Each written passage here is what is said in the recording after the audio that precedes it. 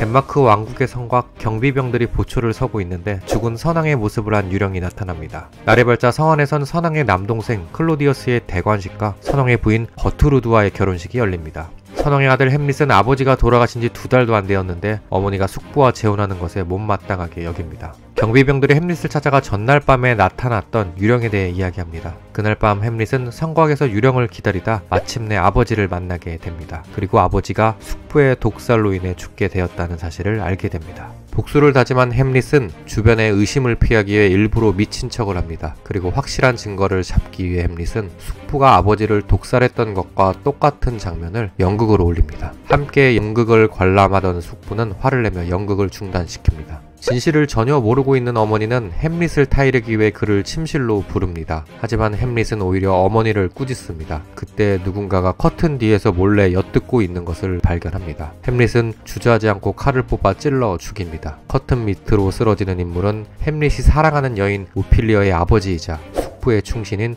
폴로니우스였습니다. 햄릿을 이대로 놔둬서는 안되겠다고 생각한 숙부는 햄릿을 영국의 사신으로 보내고 국서로 사형시킬 것을 부탁합니다. 하지만 햄릿은 왕의 국서를 훔쳐 읽어 숙부의 계략을 모두 알아내고 본인이 국서를 새로 씁니다. 한편 오피리어는 그의 아버지 폴로니우스의 죽음으로 슬퍼하다 물에 빠져 죽습니다. 프랑스에서 돌아온 폴로니우스의 장남 레어티즈는 아버지와 동생의 죽음에 분노합니다. 숙부는 그의 분노를 이용하여 햄릿을 없앨 계략을 짭니다. 햄릿은 비밀리에 귀국하고 오피리어의 무덤 앞에서 레어티즈와 마주칩니다. 레어티즈는 햄릿을 보자마자 달려들었지만 숙부가 그를 말립니다. 숙부가 세운 계략은 다음과 같았습니다. 우선 햄릿과 레어티즈 간의 검술 시합을 열고 레어티즈의 칼에 미리 독을 발라놓았습니다. 그리고 혹시 모를 상황을 대비해 햄릿이 마실 술잔에도 독을 탑니다. 의도치 않은 자신의 행동으로 레어티즈에게 미안한 감정이 있던 햄릿은 검술 시합을 받아들입니다. 햄릿과 레어티즈의 시합은 의외로 팽팽했으나 레어티즈가 먼저 햄릿의 몸에 상처를 냅니다. 하지만 혼전 상황에서 칼이 뒤바뀌게 되고 햄릿도 독이 발라진 칼로 레어티즈를 찌릅니다. 한편 왕비는 햄릿의 술잔을 들이키다 피를 토하며 쓰러집니다. 어머니가 쓰러지는 것을 본 햄릿은 눈이 뒤집혀 숙부에게 달려가 칼로 찌릅니다. 그리고 햄릿과 레어티즈도 독에 중독되어 죽고 맙니다. 영문학 역사상 최고의 작가 윌리엄 세익스피어는 1564년 인구 2000의 작은 마을 스트래퍼드에서 8남매 중 셋째로 태어났습니다. 당시 그의 가정은 중산층에 속했기 때문에 세익스피어는 좋은 학교에 다니며 고전 소양을 쌓을 수 있었습니다. 하지만 그가 10대 중반이 된 이후부터 집안이 기울기 시작하여 학업을 중단해야 했습니다. 세익스피어는 대학도 못 나온 짧은 학력 때문에 동시대 작가들에게 무시받기도 하고 가상인물일지도 모른다는 음모론의 단골 주제가 되기도 하였습니다. 하지만 그의 말년 비웃음은 모두 찬사로 바뀌었고 그의 가상인물설을 뒷받침하는 확실한 증거는 아직 하나도 나오지 않았습니다. 인간에 대한 심오한 통찰력과 뛰어난 언어 구사 능력이 학력을 뛰어넘는 세익스피어만의 무기가 되었다고 생각합니다. 20대 중반 그는 런던 극단에서 조연급 배우를 겸임하며 극작가로서의 활동을 시작합니다. 1590년부터 1613년까지 24년간 그는 38편의 극작품을 발표합니다. 그의 초반 작품은 헨리 6세와 같은 역사극과 베니스의 상인과 같은 낭만 희극이 줄을 이뤘지만 중반 이후로는 비극이 줄을 이루기 시작했습니다. 4대 비극이라 일컫는 햄릿, 오셀로, 리어왕, 맥베스가 세익스피어의 전성기 시절인 1600년부터 1608년 사이에 발표된 작품입니다. 세익스피어가 활동하는 시기는 엘리자베스 1세와 제임스 1세가 재위하던 시대로 르네상스의 영향으로 문화적 황금기를 구가하던 시대였습니다. 극단을 대상으로 왕실의 후원도 활발할 때라 세익스피어의 성공에 이런 시대적 배경도 영향을 미쳤다고 볼 수 있습니다.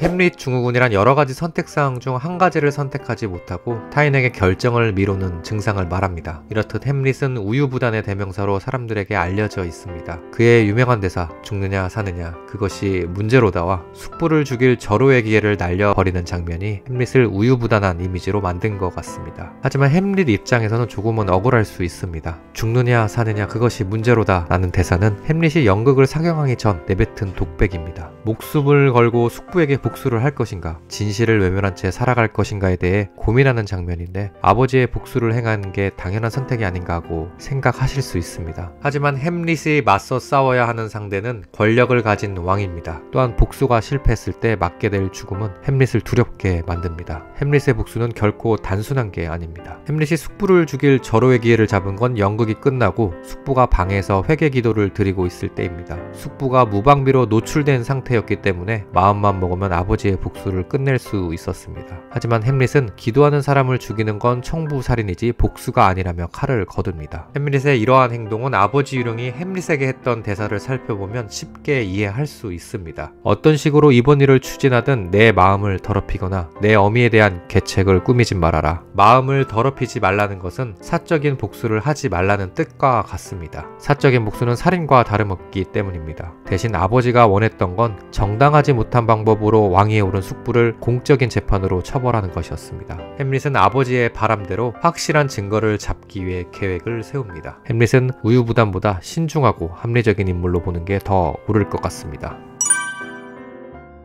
작품 햄릿은 죽음에 대해 시종일관 달관적인 태도를 보입니다. 죽는 건 그저 잠자는 것일 뿐 잠들면 마음의 고통과 육신에 따라붙는 무수한 고통은 사라지지. 죽음이야말로 우리가 간절히 바라는 결말이 아닌가? 이 대사는 햄릿이 죽느냐 사느냐의 고민을 끝내고 복수를 결심하는 장면에서 나오는 독백입니다. 독백 이후 햄릿은 죽음에 대한 공포를 떨쳐내게 됩니다. 숙부가 폴로니우스의 행방에 대해 묻는 장면에선 햄릿은 구더기가 그 늙은이를 먹고 있다며 우리가 살찌우는 것은 구더기를 위해서라고 답합니다. 이 장면은 달관을 넘어 염세주의적인 태도까지 보입니다. 오피리어의 무덤에서 인부들이 유골을 멋대로 다루는 장면이나 주요 인물들이 모두 죽는 마지막 장면에서 또한 인생의 허무함을 느낄 수 있습니다. 셰익스피어는 햄릿을 통해 삶에서 때려야 뗄 수 없는 죽음에 대해 조명하고 싶었던 것 같습니다. 이 외에도 햄릿에 대한 다양한 해석들이 존재합니다. 한 작품으로 독자들에게 많은 생각을 허용해주기에 위대한 고전으로 사랑받고 있는 게 아닐까 싶습니다. 저는 여기서 인사드리겠습니다. 영상이 재미있었다면 구독과 좋아요 부탁드립니다. 저는 다음 영상으로 찾아뵙겠습니다. 감사합니다.